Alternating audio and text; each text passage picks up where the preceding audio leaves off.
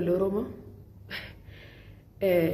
namni tokko miidhamee bo'uu mala, obsee bo'uu mala, rakkoo qabaachuu mala, waan barbaade haa rakkadhu. Bilbilaaf isaan bo'u. Mee inaaffaaf boochinaan gattan inaaffaaf isaan bo'u. Wanni ma fe'eef aan bo'u. Uummanni na jaalatu, uummanni na kabaju, nan kabajiniyyuu, nan jaalatiniyyuu gaafa wanni tokko ijoolleen tuni rakkatte eenyu gaafattan? Goddanyaatiyaa gaafattan. Eenyu gaafattan? Warnatti dhiyaatu gaafattan. Miti ijoolleen Oromoo kutaa 11 kun madadeen isaa balbala gadi gonfate kun laayivii banatanii tiijiin maal taate? Wannan barbaade haan bo'u. Bilbilaa haan bo'u. Dhimma sammuu abbaati. Sammuu xiqqoo qabaachuun mala, sammuu guddaa qabaachuun mala. Nama kana ilaallatu akka keetti yaadee miti. Namni aaruu hamma kanaa kan hin dandeenye jira. Namni miidhama hamma kana kan hin dandeenye jira. Isinii galee namni hifatuu daa'ima takkaati irraa kan hin dandeenye jira. Wannan barbaade haan bo'u yaani rakkoo qaanatu beeka. Wannan barbaade haan bo'u. Bo'ee miti yaani. Uummanni Oromoo eenyu gaafachuu qaba? Warra dhiyaatu gaafachuu qaba. Warra dhiyaatan kun gannis ta'ee gammes mana gammee dhaqaniiti tiijiin maal taatee barreessaniif nan arga. Ganni bira dhaqaniiti tiijiin maal taatee dhaqan. Namni tokko gadi bahee tiijiin akkana taate soballee soballee bilbiluma amma jettan kanallee bilbilaaf boochi mee jaalaluma amma jettan kanallee jaalalaaf boochi jettanii maa gadi baatanii dubbatidha. Guyyaa guutuu duraan gisee joordoon jirtu sanii gaafa ani feesbuukii beenxatillee gallakkisee daqiiqaa 5tti kaasinaan jetti dhufte. Gaafa ani feesbuukii wanni musliimaa dubbadhe sin ilaallatu kaasinaan jetti dhufte dafteen natti himti. Wannan ani dogon gortu ku dafteen na deebisti. Amma uummanni Oromoo imimmaan kolaalee gaaga'amu kana ani waan balleessas qabaadhu ani yaan bo'us ilaali dira haama takka jee haan bo'u maaftii kiyyaa. Rakkoo fe'ee haan bo'u akka beekumsa kiyyaatti akka dadhabbina kiyyaatti. Wannan barbaade haan ta'u akka itti yaadu. Yaada xiqqishuu qabaachuun mala. Wallaalummaa qabaachuun mala. Beekumsa qabaachuun dhabuu qaba. Wannan barbaade faan bo'u. Asiin gadi bahee dubbate laayivii banate tiijiin maal taate? Ijoolleen garaa ijoollee sun lamaan isin kaleessa isin bira jirti har'a maal taate ganii osoo ani du'ees isinuma gaafatanii miti osoo ani du'ees ijoollee tana anuma isinuma kan gaafatamuu malu. Gadi baasanii lakkii uummata Oromoo akkana taate jettanii gammeen na bira dhufeera. Poolisii qabatee na bira dhufeera gammeen. Poolisii dhufee na bira qabatee deebi'e dhufee barri warraa cabsee seenee jechuudha. Ofirrattuu miidhaan gahe. Ganniin gadi baatee lakkii uummata Oromoo in aarte waan akkana taate taragaaggaa natu isinitti hima. Injettu gadi baatanii amma uummanni Oromoo laayif irratti maa boochi micoota maal goota jedhanii dubbatanii amma gadi baatanii bilbilaa boochi maaliif boochi naaf abboo jettanii laayifii baratanii sobdanii jettan goowwaawwan isinii.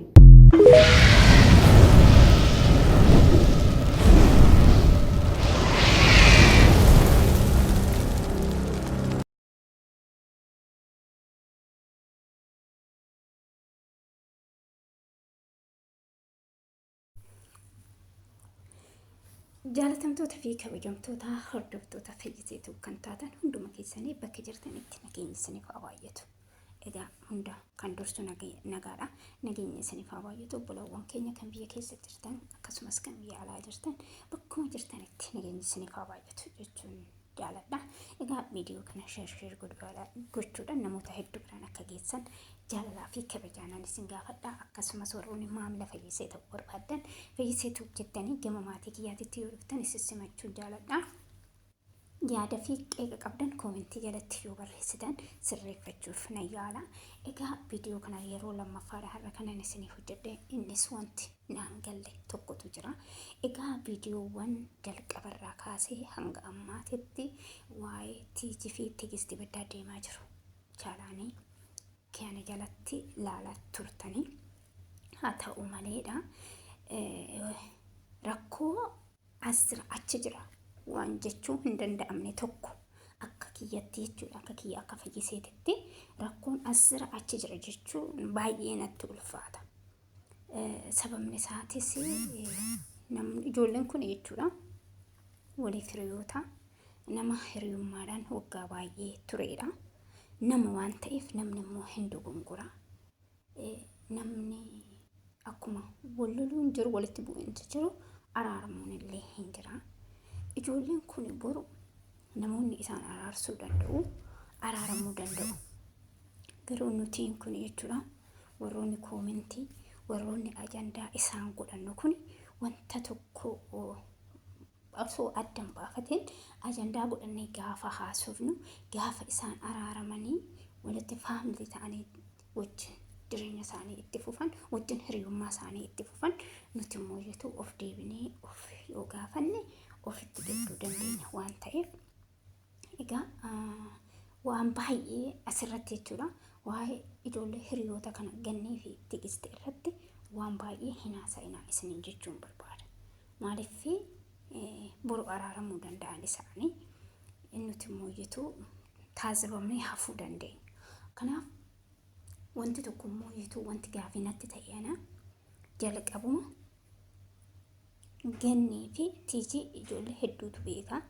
Yeruma Tiijiin viidiyoo gadhiiftu warroonni Tiijii wajjin Gannii dhaqanii simatan hundi sun viidiyoo saniin argaa keessaan bilbilanii garuu Gannii kan simate miidiyaa guutuu miti warrootuma suuraa viidiyoodhaan argine san yeroo Tiijiin boossu namoonni sun illee hin argan. Kanaaf jechuudha namoonni sun hanga miidiyaa irratti as fidanii uummata burjaajessan osoo namoonni sun jechuudha Tiijii duraan jalqaba viidiyoo kan gadhiise Tiijiidha. Tiijii yeroo viidiyoo gadhiiftu kadhannaa gochaati kan viidiyoo gadhiifte malee bakka bara kana keessatti miidhamee jira yaa Waaqayyo ati na wajjin ta'e jetteeti akkuma argitanii malee abalu akkana na godhe abalu na rukute abalu miidhaan irratti geessise jettee gadi baatee yaa uummata na dhaqqabaa jettee hin iyyanne. Kanaafuu immoo isin jechuudha gammee Ganniin Tigisti gochaan kun akka raawwatame isin sadeen qofatu beeka. Yeruma san jechuudha namoota isin wajjin simannaa Gannii taasisa san dubbistanii yeruma Tigisti viidiyoo poostii goote san osoo gara keessatiin dhaqxanii Tigisti bilbila jechuudha bilbilatu jalaa badee bilbila haa ta'u sababa biraa haa ta'u waan barbaade haa ta'u gara ajandaan kana caalu jiraachuu danda'a kana ta'uu danda'a kana taana salphaadhaan jedhanii akka kiyyaatitti as miidiyaa kanarratti ba'uu hin qabu ture. Bilbila taanaan namoonni sun simannaa gaggeessan namoota baay'eedha. Namoonni sun diraamaa 20 walitti fuudhee osoo bilbila Tigisti bitee deebisee miidiyaa irratti Ganniinis asiin na qabaa na gadhiisa asii bahee tana makiinaa jalatti of darbaa qabaan na daddabaa hin jettu. Kanaaf namni tokko jechuudha amma ijoolleen kun lamaan walitti bu'iinsa qabaa tokko keessa tokko obsa qabaachuun dirqama. Obsi nu barbaachisa. Kanaafuu namni tokko jechuudha amma hiriyaan tokko hoo aaree dafee amala aarii qabaate tokko immoo callisaa saayilantii ta'uutu irra jira. Maaliif an aaru sunillee booda aaricha saasani inni dagata waan ta'eef booda walii galuu qaban. Lamaan isaaniitu miira keessa galanii akkanatti aaruu hin qaban ture. Tigisti aartitii haala saniin akkasitti osoo Ganniin dhaqxee namoota simannaa taasisa wajjin wal mari'atanii dhaqanii jechuudha isheedhaan tasgabbaa'e jedhanii Tigistis tasgabbeessanii Ganniis tasgabbeessanii walitti haala salphaadhaan bilbila Tiijii bitanii kennanii baay'ee natti tola ture. Garuu immoo jechuudha bilbilli jechuun haalli bilbilli itti bades baay'ee gaaffii kan namatti ta'uudha. Biyyoota Arabaa kana keessatti dhugaa waaqaa ani fakkeenya bilbila suuqitti gateetii deebi'ee dhaqee fudhadhee jira suppermaarkeetii keessatti jechuudha. Suppermaarkeetii keessatti bilbila gateetii deebi'ee dhaqeetii fudhadhee jira. Akkamitti bilbilli daqiiqaa takka keessatti makiina ana kinoo achitti dubbiin naan galle. Bilbilli Gannii bilbilli hundaatu makiinaa waddaa jira. Jarri kiyyanatti bilbilaniiti. Bilbilanatti bilbilamee fudhadhee kaadhee kara manaa galee isaanis makiinadhaan deemanii achi mana yoon ga'u daqiiqaa 5 waan hin guunne jedhuutti bilbila kiyya of harkaa dhabee bilbilli immoo bakka tokko jira. Bilbila kiyya makiinaa kee keessa ragameenaan hin jiru. Tigis Gannii jiraannaan Ganniin hin jiru bakka dhiisoomaa miti naan jedhanii jettee kan bilbilicha anaaf gaafidha. Meebii bilbilli makiinaa keessatti bu'ee boodarree akka bootaa adda addaatitti bu'uu danda'a. egaa ganneen immoo tigisti immoo daqiiqa 5 waan hin guunne jedhuutti dhaqee dhabee jetti anaaf innillee yaada qoobsaa miti egaa waaqayyoon gooftaan araara isaaniif haa buusu isaan jedhuutti nageenya haa buusu isaan jedhuutti nageenya warroonni tigistii fi gannee jaalatan hundi keessan nageenya isin jedhuutti haa buusu nageenya isiniif haa deebisu osoo hin jedhin viidiyoo kana biraa kan dabarsan isiniin jedha. Egaa viidiyoon har'aaf qabadhee dhiyaadha asumarratti xumura viidiyoo biraatiin hanga walitti deebinutti nagaan naa turaadha yaada yoo qabdan akkasumas qeeqa yoo qabdan koomentii jalatti naa beeksisaadha iddoo dogongora kiyyaa naa sirreeffadhaa bakka dogongoratti immoo dhiifama.